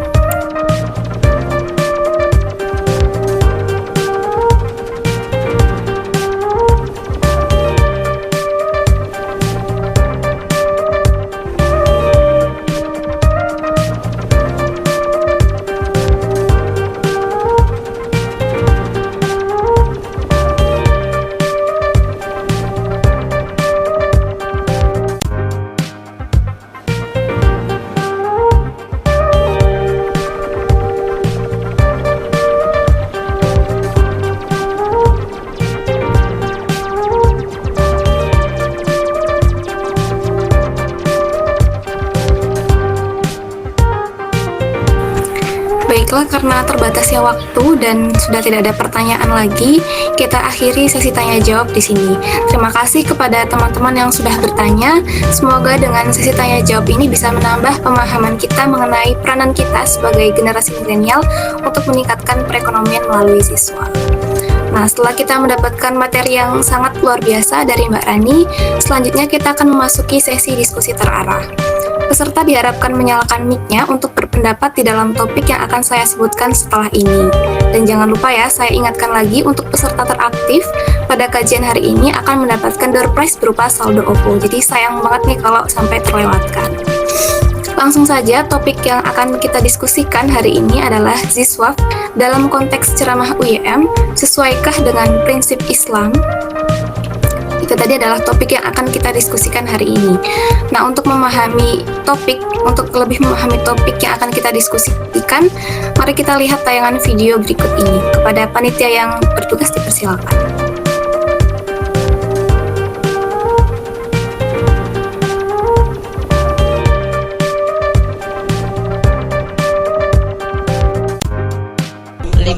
Isi kantongnya ini cuma katanya. Oh, subhanallah. Siap, Ibu Bupati sedekah 5 juta. Tapi masih ada yang dipakai nih sama Ibu. Yang dipakai sekalian aja. Bismillahirrahmanirrahim. Ini Pak Ketua Dewan Kampar nih. Assalamualaikum Pak. Waalaikumsalam. Ini Pak Ketua Dewan, sebelah kirinya Pak Dandim, sebelah kiri Pak Bupati. Pak Kajari sebelah kanan. Pak Ketua Dewan, bawa dompet nggak sekarang? Bawa. Ada isinya nggak? Ada dong. Ada berapa coba? Ada 2 juta. Coba lihat.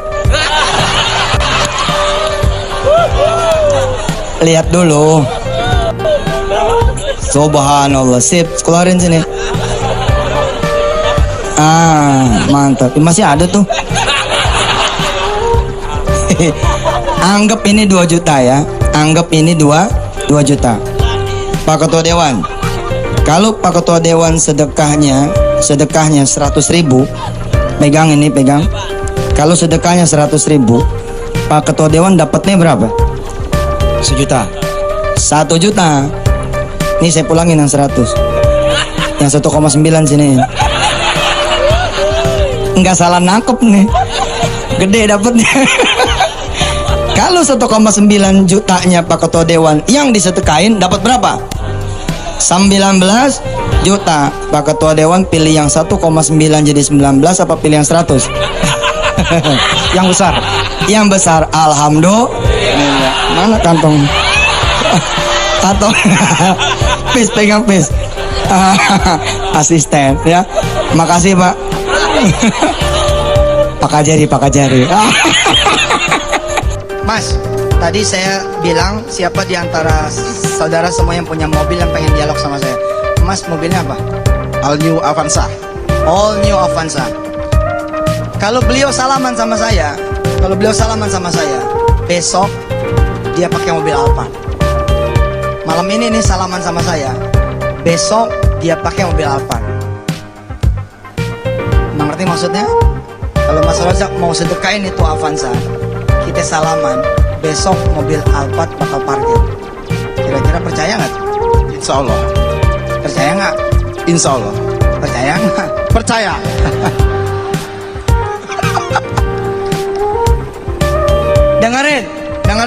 Dengerin yang punya mobil. All new Avanza ini kalau dijual berapa? 168. 168 juta. Mas Rozak sedekahnya 68 aja. Atau sedekahnya 100 juta saja. Yang 68 jutanya buat sewa mobil Alphard.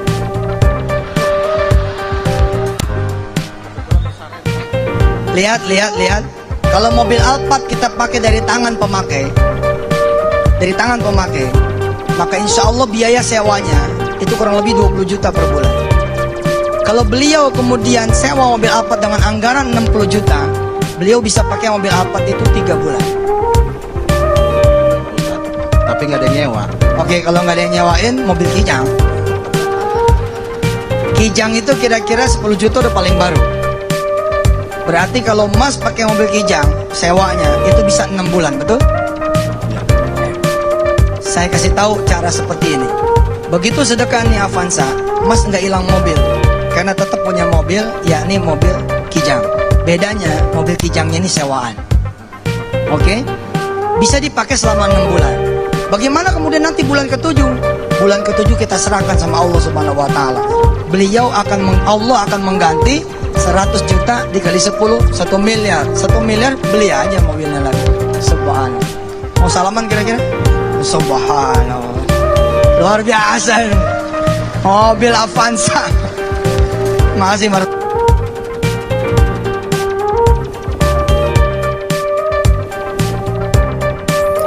Baik, semoga video tadi membantu kita lebih memahami topik yang akan kita diskusikan kali ini ya.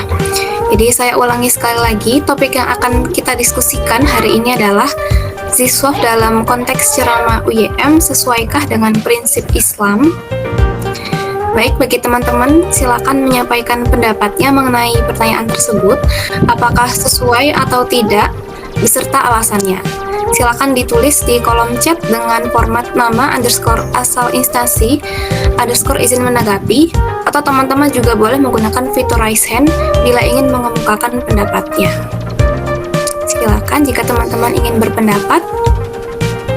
Jangan lupa ya, ini ada door prize-nya nih untuk teman-teman teraktif. Jadi sayang banget kalau dilewatkan begitu saja.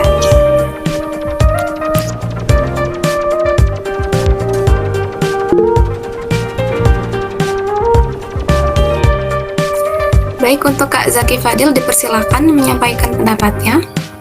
Baik, terima kasih Profesor. Menurut saya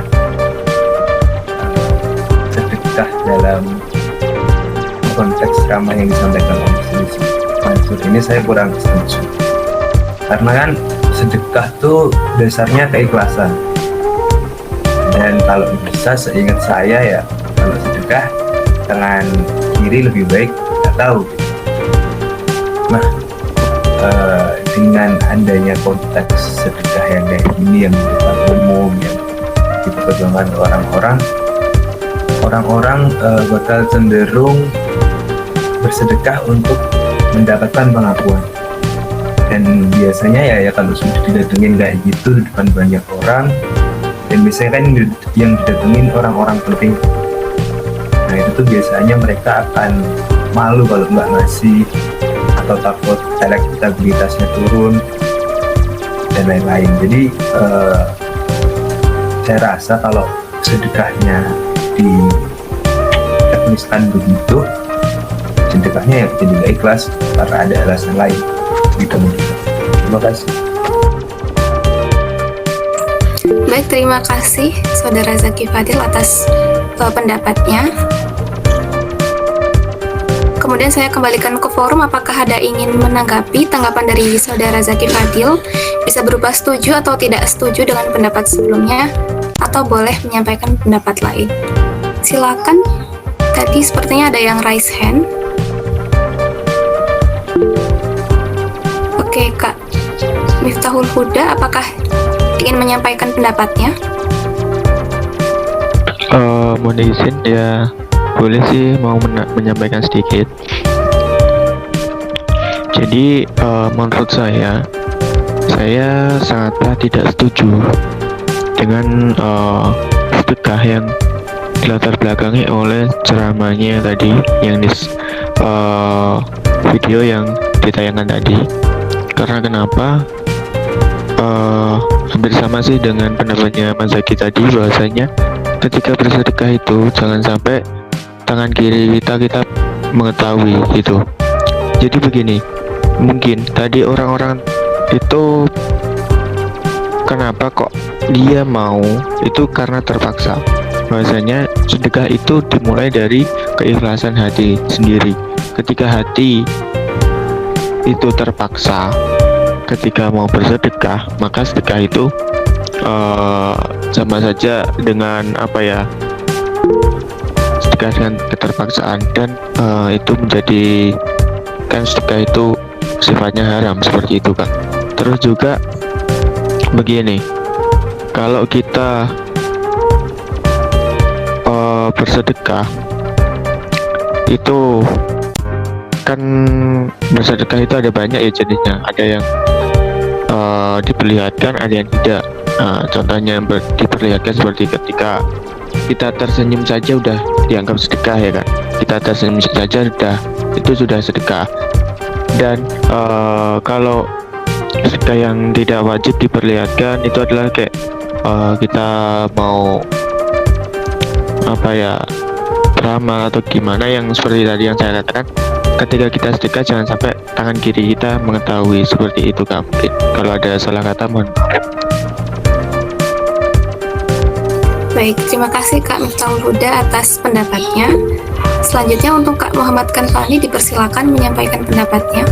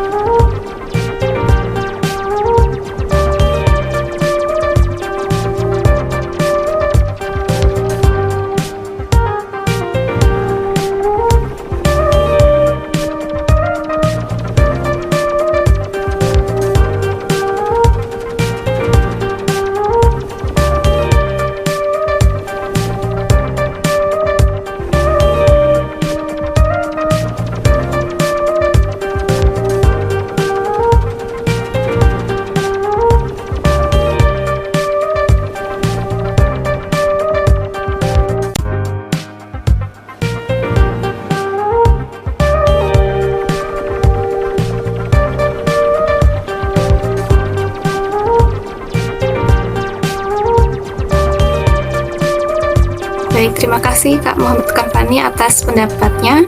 Selanjutnya Kak Abu Hasan dipersilakan untuk menyampaikan pendapatnya.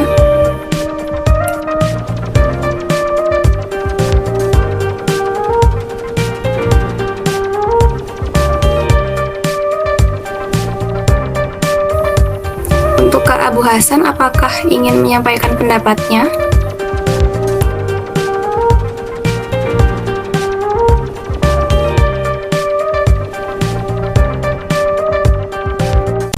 Baik, sambil menunggu Kak Abu Hasan, ini sudah ada teman kita yang ingin menanggapi dari Kak Anissa Puspita. Izin menanggapi Kak, menurut saya sepemahaman dengan Fadil yang menurut saya tidak sesuai dengan Islam. Sepengetahuan saya, sedekah itu harus ikhlas dan tanpa menghitung imbalan yang diberi Allah. Karena matematika Allah tidak bisa dihitung oleh manusia. Terima kasih. Terima kasih kembali Kak Anissa Puspita untuk tanggapannya. lupa.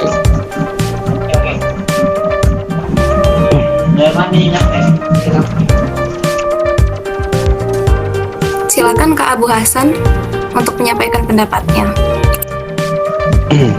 Baik, Assalamualaikum warahmatullahi taala wabarakatuh. Izin menanggapi dari kakak siapa ini? Dari kakak Fadli. Ya, memang benar. Menurut saya juga sepemahaman itu ya.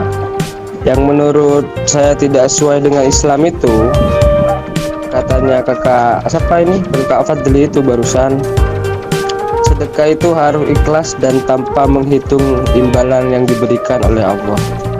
Kalau itu kan sudah jelas Kak, imbalan dari Allah itu sudah pasti ada. Seperti halnya kita bersedekah 1, pasti dibalasnya berapa? 10.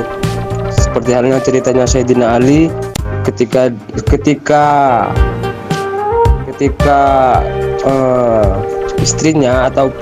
istrinya ketika beliau pengen dilima, ketika lagi hamil, dilima itu dikasihkan kepada orang miskin. Sama Sayyidina Ali itu dilima itu dikasihkan kepada orang miskin. Ya ya imbalannya kalau ya kan sudah tertera. Allah pun juga berfirman seperti itu. Kalau kita bersedekah 1, maka yang akan datang berlipat, seperti itu. Mungkin itu pendapat dari saya Kak. Baik, terima kasih Kak Abu Hasan untuk pendapatnya. Saya kembalikan ke forum, apakah ada yang ingin menanggapi tanggapan dari saudara Abu Hasan? Bisa berupa setuju atau tidak setuju, atau boleh menyampaikan pendapat lain.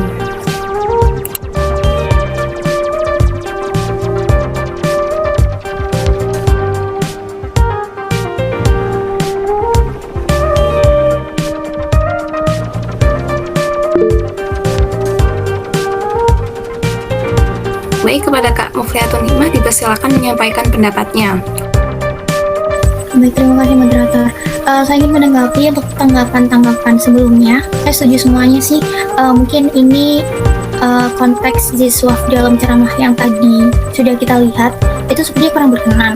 Saya juga setuju untuk esensi dari ziswaf atau sedekah ini ikhlas dan dilakukan secara sukarela. Kalau misalkan di situ tadi kan kita tidak tahu apakah ikhlas atau tidak, ataukah dilakukan karena dilakukan sedekahnya karena ada di depan umum, jadi kalau misalkan ditolak takut ada perspektif yang lain atau tidak.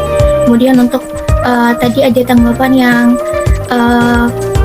akan dilipat gandakan untuk yang sedekah. Saya juga setuju, memang Allah juga sudah menjanjikan kalau kita sedekah akan dilipat gandakan. Tapi saya juga setuju dengan tanggapan kalau misalkan kita bersedekah itu kalau misalkan berharap akan dibalas 10 kali lipat, itu mungkin kurang berkenan ya, karena definisi ikhlas menurut saya itu kita sudah rela memberikan sedekah itu dalam bentuk apapun dan tidak mengharapkan imbalan. Adapun akan dilipat gandakan oleh Allah itu kita memang percaya, tapi kita tidak mengharapkan, tapi kita tidak menghitung-hitung itu sebelum kita sedekah, karena kita memang dasarnya sudah ikhlas. Mungkin itu saja sih dari saya. Terima kasih. Baik, terima kasih Kak Muflihatun Nikmah atas pendapatnya. Saya kembalikan lagi ke forum, apakah ada yang ingin menanggapi tanggapan dari Kak Muflihatun Nikmah? Bisa berupa setuju atau tidak setuju, atau boleh menyampaikan pendapat yang lain.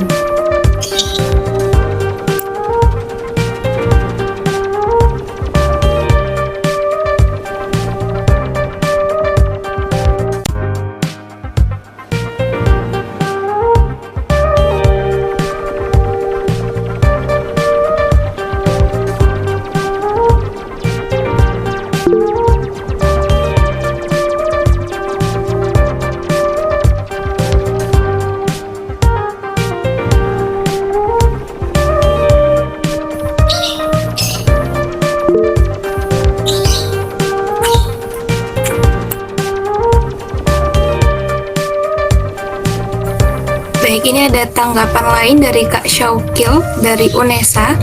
Izin menanggapi, dalam kasus ini bukankah termasuk masih terlalu awam untuk menanggapi mengenai niat orang yang memberi.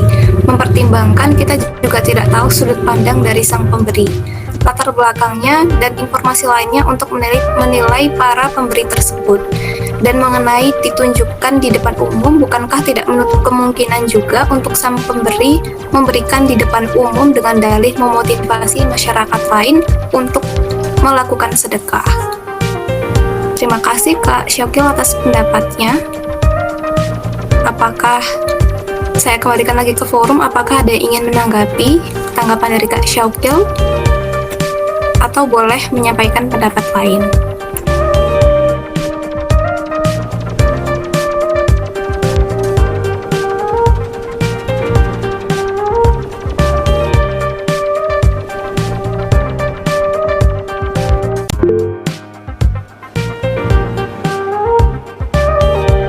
Silakan Kak Zaki Fadil untuk menyampaikan pendapatnya.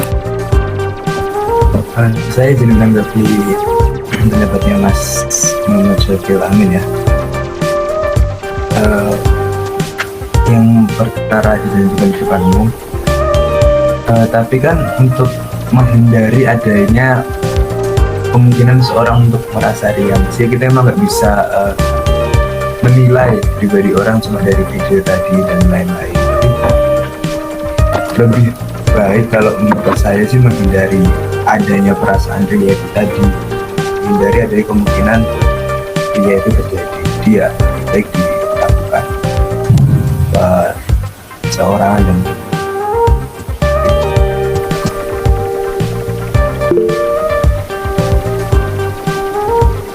Terima kasih Kak Zaki Fadil untuk pendapatnya. Apakah Kak Miftahul Huda ingin menyampaikan pendapat lagi? Mohon izin mau menambahkan sedikit. Jadi gini, bahasanya yang dikatakan Kak Shogi tadi, kalau menurut Kak Shogi kan apa itu tadi itu di ceramah tadi itu untuk memberikan motivasi begitu ya. Nah, kenapa kalau ketika kita cuma sekedar memberikan motivasi, yang diambil sebagai contoh itu adalah orang-orang yang gimana ya, kelasnya menengah ke atas seperti itu. Terus juga kenapa kok apa itu yang diambil adalah orang-orang yang mempunyai gimana ya, finansialnya yang tinggi. Selain itu, kita kan juga sudah tahu bahwasanya kalau sedekah itu kita tidak harus menjadi orang-orang yang besar, menjadi orang-orang yang punya. Ketika kita punya uang, kalau bisa kita sedekah. Kalau bisa itu secara finansial seperti itu. Selain itu begini. Jadi ketika kita sedekah, memang ya sudah dijelaskan di beberapa hadis, di beberapa ayat-ayat Al-Quran bahwasanya ketika kita bersedekah itu adalah pasti ada imbalannya. Ketika kita percaya bahwasanya ketika sedekah itu pasti ada imbalannya. Dengan hitungan matematikanya Allah kan kita tidak tahu, seperti satu nanti kita dapat 1000 kan kita juga tidak tahu matematikanya Allah seperti itu. Kalau dari beberapa kitab yang saya pelajari itu, ketika kita bersedekah satu nanti akan dilipat gandakan menjadi 1000 seperti itu ya. Ya, memang benar, hal itu memang benar. Cuma begini, kita tidak tahu itu akan diganti kapan, ya kan? Kita tidak tahu itu akan dikembalikan kapan. Siapa tahu nanti kita dikembalikannya di hari kiamat nanti. Nah, seperti itu, digantikan sebagai pahala. Kan kita juga tidak tahu. Jadi menurut saya, kalau dari ceramah tadi itu hanyalah sekedar meningkatkan esensi, meningkatkan apa itu tingkat kewahannya, biar mereka itu terlihat wah gitu aja di depan umum seperti itu. Kalaupun mereka ditanya benar-benar apakah mereka benar-benar ikhlas dan setuju sebuah mobil itu disedekahkan gitu, pastinya ada hati kecil mereka yang tidak memperbolehkan. Karena kenapa?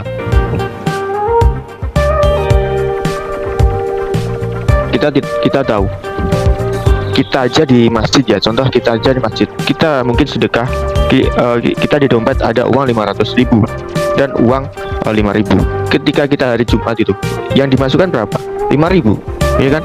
Yang dimasukkan aja 5.000. Itu kenapa yang dimasukkan 5.000? Nah, itu karena kita itu ikhlas, kita yakin. Nah, misalkan kita dituntut untuk memasukkan 500.000, kan kita juga nggak ikhlas kan? Nah, nggak ikhlas, dan juga kita nanti juga mengharapkan apa itu imbalan nanti akan dilipat gandakan, sama saja nggak akan ikhlas. Ketika kita sedekah dan mengharapkan imbalan, itu nggak ikhlas, dan juga nanti bisa dikatakan haram juga. Seperti itu. Mohon maaf apabila kalau ada kata-kata yang salah ataupun menyinggung. Terima kasih. Baik, terima kasih Kak Miftahul Huda atas pendapatnya. Oke, untuk Kak Muhammad Syaukil, dipersilakan untuk menyampaikan pendapatnya. Oke, terima kasih. Sebelumnya terima kasih untuk kesempatannya. Saya ingin menanggapi mengenai tanggapan tersebut. Sebenarnya ya, inti dari apa yang ingin saya sampaikan tadi itu sebenarnya informasi yang diberikan dalam kutipan ceramah tersebut masih terlalu sedikit untuk kita memberikan penanggapan atas apa yang mereka lakukan dalam video tersebut gitu. Jadi kita masih terlalu awal untuk bisa menganggap orang ini ikhlas atau tidak, sedangkan kita tidak mengetahui latar belakang setiap orang tersebut. Dan pada dasarnya niat setiap orang sendiri itu tidak bisa diketahui selain orangnya itu sendiri sama Allah. Koreksi saya kalau saya. Jadi sebenarnya inti dari tanggapan saya itu tadi bukan ingin mengkontra ya, just in case. Sebenarnya lebih ingin memberikan garis batasan saja, bahwasanya sebenarnya dalam video tersebut menurut saya itu masih terlalu awal untuk kita menilai apakah itu niatnya itu ikhlas atau tidak, terus apakah hal-hal lain gitu. Jadi pada akhirnya ditakutkan justru malah kita hanya mengasumsikan hal-hal yang tidak berdasar gitu. Terima kasih sebelumnya dan mohon maaf.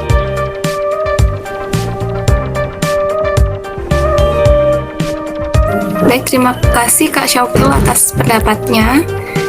Mohon maaf karena terbatasnya waktu, dan agar kita lebih paham lagi mengenai zisuf dalam konteks ceramah UYM tadi, apakah sesuai dengan prinsip Islam, kita kembalikan ke Kak Rani untuk memberikan gambaran sekaligus closing statement-nya. Sekali lagi terima kasih kepada seluruh peserta yang telah menyampaikan pendapatnya. Kepada Mbak Rani dipersilakan.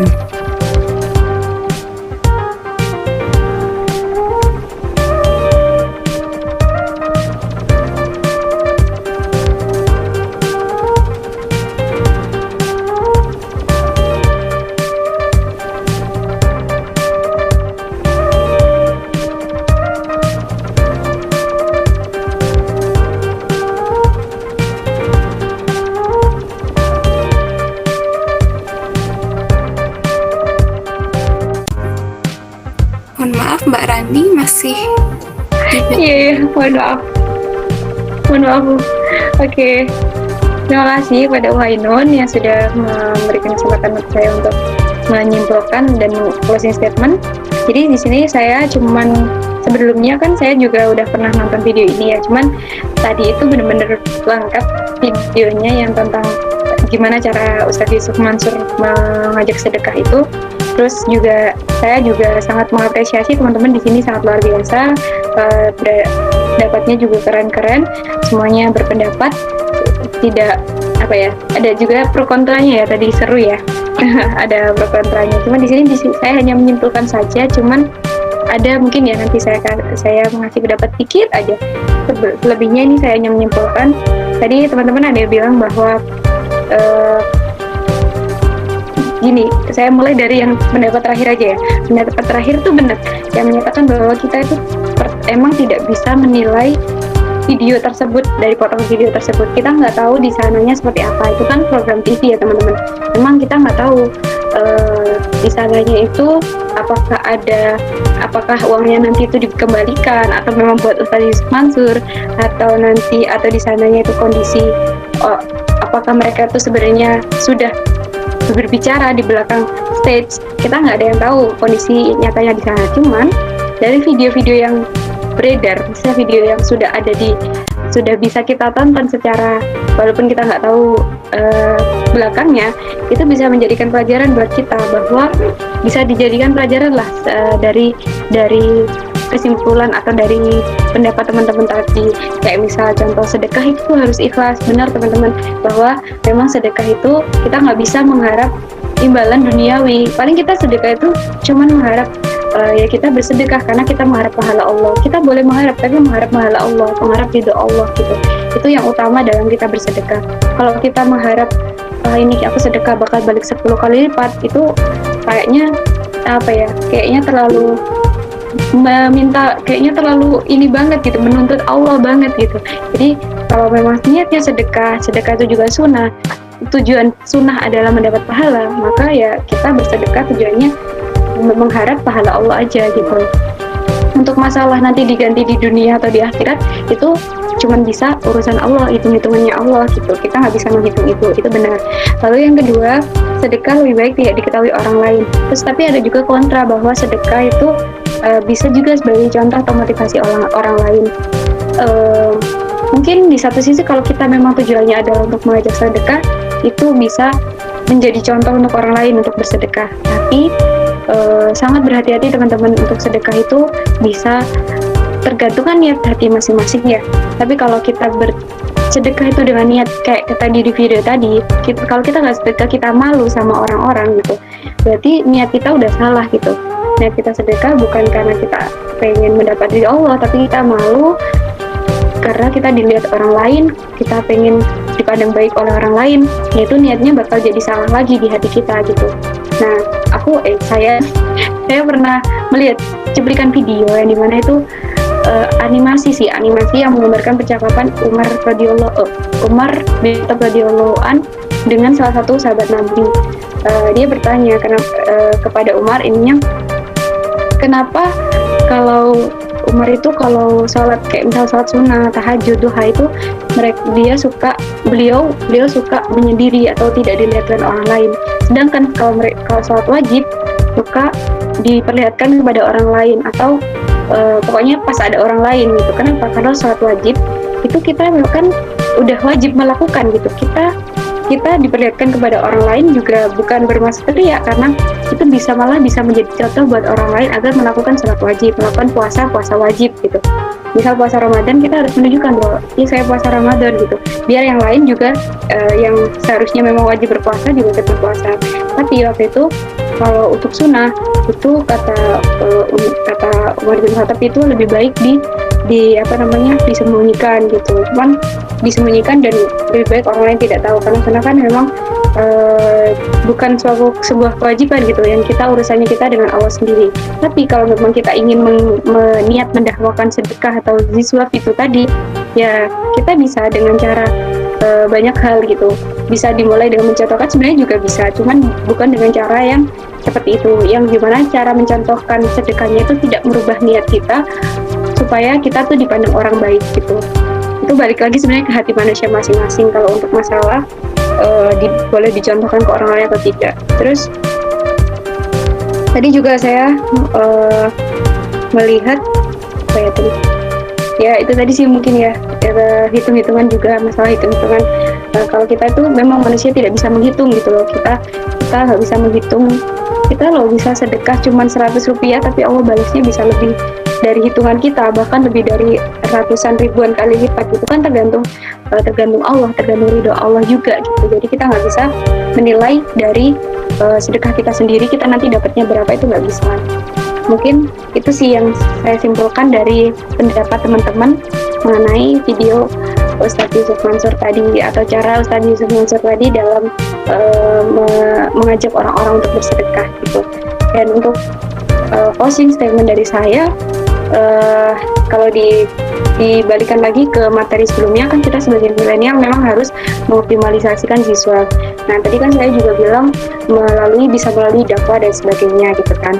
Nah, tapi kita juga perlu tahu, kita dalam bersedekah, dalam bersiswa, kita tuh juga harus memperhatikan memperhatikan akhlak gitu. Jadi dan juga harus berdasarkan niat yang baik dari hati masing-masing gitu.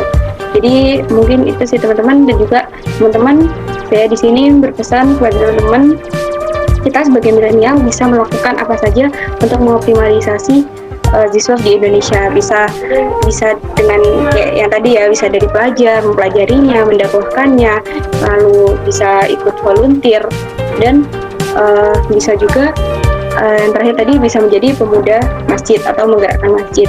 Mungkin itu saja dari saya teman-teman. Mohon maaf bila ada kurang lebihnya, mohon maaf juga bila ada materi yang saya sampaikan mungkin ada yang kurang benar atau kurang tepat. Ihdinas siratal mustaqim. Wassalamualaikum warahmatullahi wabarakatuh. Terima kasih teman-teman semuanya. Waalaikumsalam. Terima kasih kembali Mbak Rani atas kesempatannya. Alhamdulillah kajian pagi ini dapat terlaksana dengan lancar.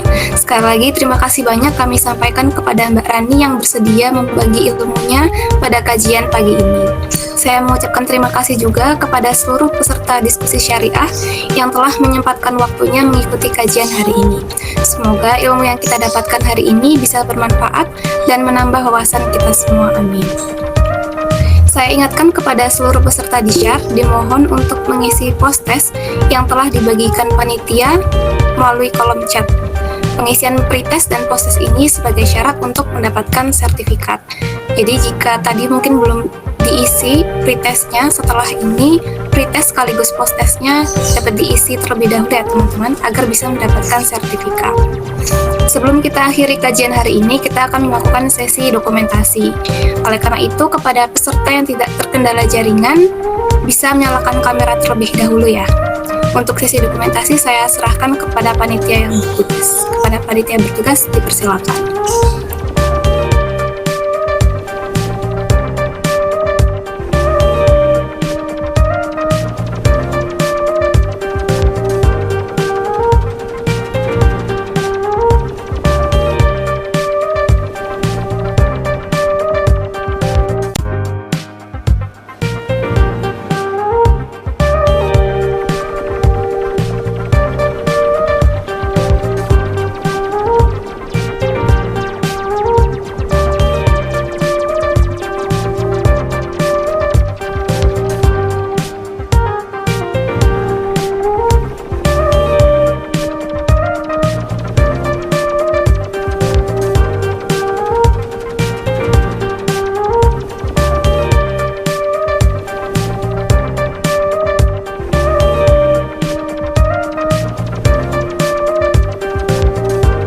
Baik, terima kasih. Sekarang tibalah kita di penghujung acara dan saatnya kita benar-benar berpisah. Saya selaku moderator kajian 4, kajian disyar keempat, pamit undur diri. Mohon maaf apabila ada kesalahan kata maupun perbuatan yang kurang berkenan. Saya akhiri, wassalamualaikum warahmatullahi wabarakatuh. Sampai jumpa di kajian disyar berikutnya. Waalaikumsalam warahmatullahi wabarakatuh.